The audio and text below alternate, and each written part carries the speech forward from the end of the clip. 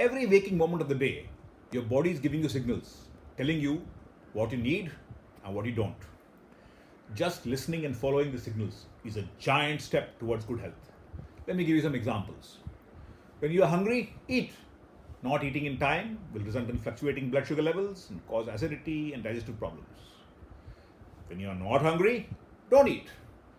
Learn to recognize real hunger. Real hunger will ask for simple food. It will be satisfied by simple food. False hunger or appetite demands fancy food and specific things. Avoid eating by the clock. It's 1 o'clock, lunchtime, time to eat. Whether I'm hungry or not, I eat. Don't eat for emotional reasons. I'm upset, bored, lonely, tired. It's a surefire way to put on weight. When you are full, stop eating. A burp means stop. Don't overeat. When you are thirsty, drink. But only water, please. Ideally, you should drink enough water so that you don't feel thirsty in the first place. When you are tired, rest. When sleepy, sleep. At such times, keeping awake, maybe by having a cup of coffee, puts your body to enormous strain. Once in a while, it could be okay. But if you do it regularly, you're asking for trouble. There are smaller signals also. Suppose you're working on the computer for a long time. Your eyes start hurting. Or you get a headache.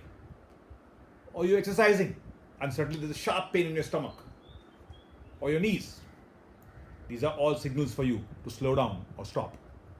Remember, pain is the body's way to stop you before you do serious harm to yourself.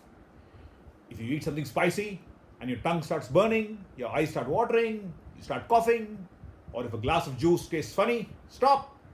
It obviously something is wrong, doesn't agree with you. These are the safeguards that nature has built into all living beings so that they don't consume what is not good for them. But unfortunately, we human beings have devised ways of fooling nature. For example, the bitter taste of chocolate is disguised by copious amounts of sugar. But this fooling only works in the short run. In the long run, the body cannot be fooled. While there are guidelines and principles which apply to everyone, there are no fixed rules applicable to all of us. Because each one of us is unique. What suits you may not suit me. Something will suit you in the morning, not suit you in the evening. That's why it's very important to listen to your body. It is very wise. It knows much better than you and me what exactly we need at a particular time and what we don't need. So listen to it. So that brings me to the end of the introduction. And before I get on to the next part of the videos where I start going into the specifics of health, I thought I would like to give you a summary of what we have discussed so far. First point, we are responsible for our health. No point of blaming our genes, the environment, lack of time or money. In the long run, healthy living is cheaper. There is a direct connection between our lifestyle and our health. There is no escaping this. You might think that you can do something and get away with it. It may seem so, but later on, the bill will come, and at that time, it will be very, very expensive to pay.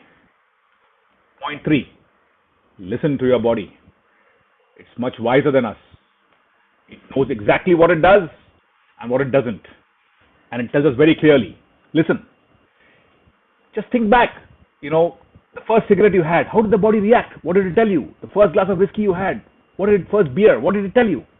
Did you feel nice about it or did you feel like throwing up, coughing? That is the initial signal. If we listen to that and abstain from doing these things, we'd be in a much better position than what we are today. So, to summarize, these 3 points, that we are responsible for our health, there's a direct connection between our lifestyle and our health, and listen to your body, are very, very important. And if we do these, then a lot of our life becomes a lot easier. So before I end, I want to touch upon the last point that said, why should I bother all this? If you take away all the fun things from my life, then what's the point of living to be 100? It's very easy to say that right now, But when the time comes, when the grim reaper comes, when the suffering comes, at that time, you are willing to pay anything, willing to do anything to get better, to get your life back. But at that time, it's too late. So let's start right now.